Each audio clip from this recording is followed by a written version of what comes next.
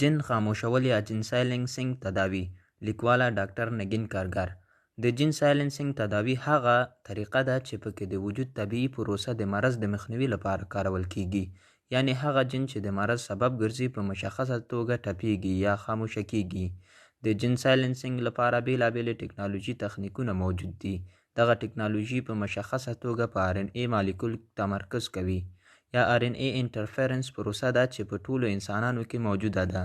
په جن تراپي کې نوې DNA مالیکول په حجره کې داخليږي او د یو غیر موجود جن ځای نیسي. خو د جن سایلنسینګ میتود خورا مغلق دی، خو جانبي عوارض یې ډیر کم دي. په نوموړي میتود کې په هدفي ډول جن یوې حجرې ته لیږل کیږي چې پایله یې هم مخکې له مخکې اټکل کیدای نشي.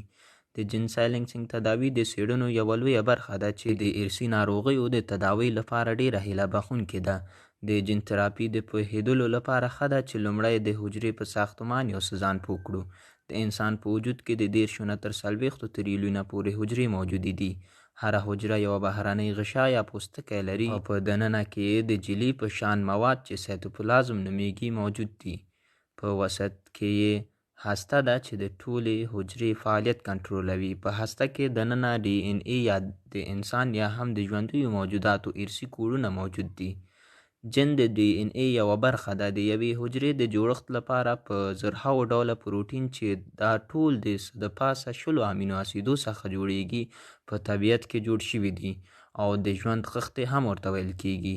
د پروټین د جوړولو لپاره هره برخه حجره په ډیره دقیقه توګه امینو اسید یوځای کوي او همدارنګه د هرې حجرې په منځ کې DNA یا ارثي معلومات هم موجود وي. جن د DNA یو یونټ یا یوې برخې ته وایي چې د پروټین د جوړېدو معلومات پکې راټول شوي وي. په سلهاوو جینونه په کروموزوم کې چې د تار په شان شکل لري موجود دي. د یو ژوندي موجود ټول DNA ته جینوم ویل کیږي. DNA کې د ژوندیو موجوداتو ارثي معلومات او هغه چې د حجرې د فعالیت لپاره پکار دي موجود دي. DNA تل په هسته کې پاتې وي او بل مالیکول یا RNA ته ضرورت لري چې ارثي معلومات ورته رسوي. مسنجر RNA د کیمیاوي او وظیفوي جوړښت له نظره DNA او RNA د یو بل سره ډیر توپیر لري. د کیمیاوي خواصو نظر کې نیولو له مخې RNA د DNA څخه ډیر فعالیت لري. DNA هسته نشي پرېښودلی مګر RNA څو ډوله دي چې هر یو یې خپل ځانګړی خواص او وظایف لري. RNA مالیکولونه د DNA په واسطه ارثي معلومات لول یا چې ورسره سمون خوري د هغه معلوماتو یوه کاپي جوړوي چې د یوې مغلقې پروسې په بهیر کې د مرض د تداوی لپاره کارول کیږي. په دغه پروسه کې چې نوی پروټین جوړیږي هغه ته جن ایکسپریشن ویل کیږي. د یوې روغې حجرې په هسته کې DNA د وجود د هر غړي معلومات یا ارثي کوډ لري چې یوه ناروغه حجره یې نه لري. ځکه د یوې ناروغې حجرې په هسته کې دغه DNA د میوټیشن یا ارثي تغییراتو سره مخامخ شوي وي. ولې جن سایلنسینګ یا د جن ټپیدل د تداوی لپاره مهم ګڼل کیږي؟ کله کله حجرات په غیر عادي ډول تکثر کوي یا جوړیږي. نو په داسې حجراتو کې DNA د میوټیشن سره مخامخ شوي وي.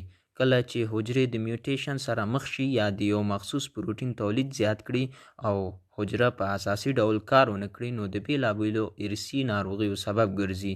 د مثال په ډول سیسټیک فایبروسس یا د سږو یو ډول ناروغي یا CF یو جنیټیکي مرض دی چې په عمده توګه په سږو اغیزه کوي. همدارنګه په پانقراس، ځیګر، پښتورګي او کولمو هم اثر کوي.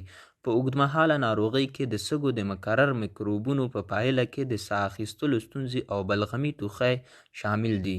بل مثال لکه تالاسیمیا چې د وینې د سرو کرویاتو د حجرو شکل نورمال نه وي او یا سرطاني مرضونه کوم چې عادي درملو سره تداوی کیدای نشي نو د جن سایلنسینګ په طریقه تداوی کیدلی شي.